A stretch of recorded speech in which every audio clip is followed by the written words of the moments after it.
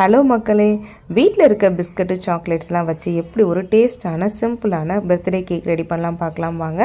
இப்போ நான் எடுத்து வச்ச பிஸ்கட் எல்லாத்தையுமே இந்த மாதிரி மிக்ஸி ஜாரில் உடச்சி போட்டுக்கிட்டேன். இதுக்கு தேவையான அளவு கொஞ்சமாக சுகர் சேர்த்துக்கோங்க. ஒரு ஸ்பூன் அளவு சாக்லேட் சிரப் போட்டுக்கோங்க. ஒரு ஸ்பூன் அளவு பேக்கிங் பவுடர் போட்டுக்கோங்க.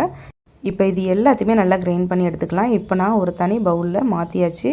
அதோட கொஞ்சமாக பால் ஊற்றி நல்லா மேஷ் பண்ணி விடுங்க. எங்கேயுமே கட்டி இல்லாத அளவுக்கு இந்த மாதிரி நல்லா எடுத்துக்கோங்க. இப்போ கேக் பண்ணுறதுக்கு ஒரு பாத்திரம் எடுத்து அதில் லைட்டாக நெய் அப்ளை பண்ணிக்கோங்க. அதோட கொஞ்சமாக மைதா மாவையும் தூவி விட்டுட்டு இப்போ நம்ம ரெடி பண்ணி வச்சிருந்தது அதோட போட்டு நடுவில் கொஞ்சமாக நான் சாக்லேட் போட்டிருக்கேன். இப்போ மீதி இருக்கிற எல்லாத்தையுமே ஊற்றியாச்சு. இப்போ ஆவனில் நான் ஒரு 20 மினிட்ஸ் வச்சுருக்கேன்.